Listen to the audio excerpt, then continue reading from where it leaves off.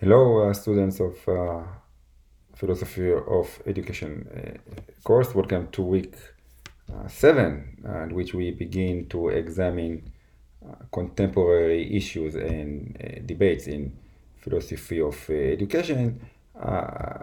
Debates about problems and controversies in schooling. This week issue is school choice.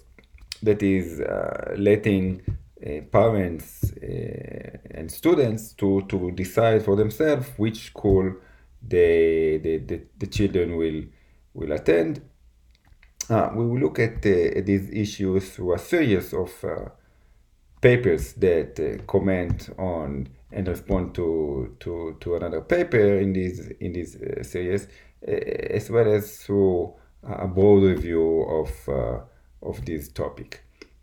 You are asked to both critique scholars' arguments, but also to form and articulate your own opinion. I would like to explain about one notion that is repeating in those texts with regard to voucher. So the notion of voucher scheme is mentioned. So what is this voucher? If you don't know, so a voucher school or voucher system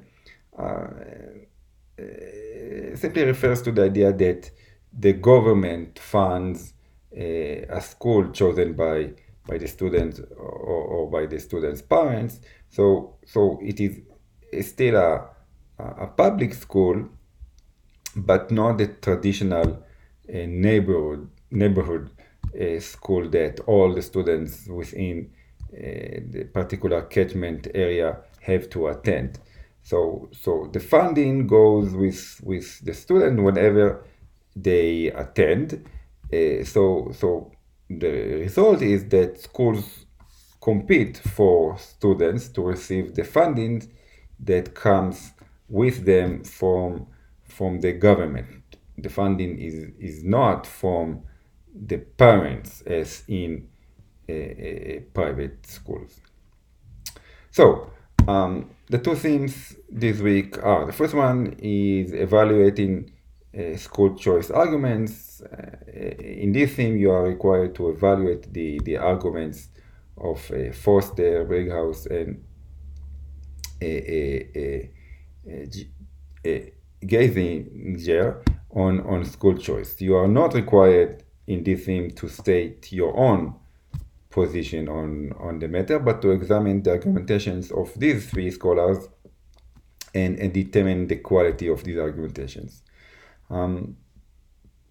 Please do so by identifying and evaluating assumptions in those texts and by determining whether the arguments there are logical or valid. And these two aspects, one of working on and evaluating assumptions, and another one to check the logic of an argument, are basic philosophical actions, if you want. According to this examination that you do, I'm asking you what are the strengths and weaknesses in each paper. And perhaps you can say that one paper presents arguments that is stronger than the others. In your answer, I also ask you to make sure to relate to the question of the role of empirical evidence in a philosophical debate. Pay attention that this aspect is also discussed in Wilson chapter. So this series of three papers by Foster Brighouse and Gay Zinger, you will see that it actually started with a book written by Brighouse, and then Foster wrote a respond to or critique to about this book, and then Brighouse responded to this critique, and few years later, Gessinger also gave his 2 cents about Brighouse argument. And by the way, this is indeed the same Brighouse we read in week 6 regarding moral and political aims in education, and you will actually see that he uses the least advantaged students distributive principle in his paper. One more comment regarding this theme. Since Foster critiques Brighouse' book, and Brighouse himself mentioned choice scheme he presents in this book, I'm detailing for you the main components of Brighouse proposal school choice scheme. You don't have to use this list of components, but it might help you to better understand the debate. The second theme is school choice policy in Canada. Here, I'm asking you what you think about the matter, and what do you think should be the decisive factor or factors in a policy about school choice.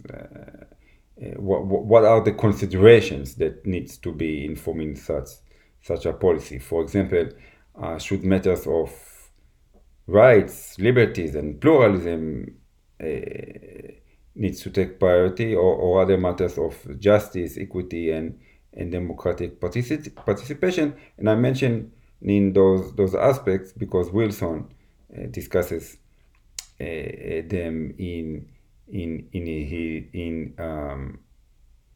his review. Maybe there are other factors that you think needs to be considered. And using those factors, I'm asking you what is your position on school choice, particularly in Canada in general, or if you want to focus on Ontario. In your answer, make use of Wilson's review on the topic and at least one of the other papers in the readings. That's it. That's for this week, and I'm wishing you that you will enjoy the readings and the discussion. Bye bye.